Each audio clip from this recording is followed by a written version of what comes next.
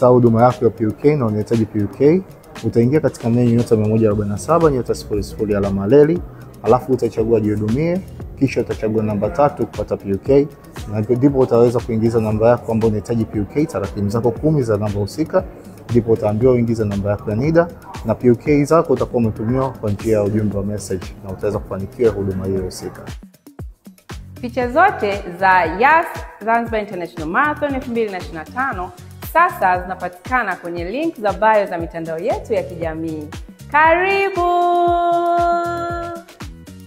Yes, tunapatikana WhatsApp masaa 24 ndani ya siku 7 kupitia nambari yetu ambayo ni 0714 100 100.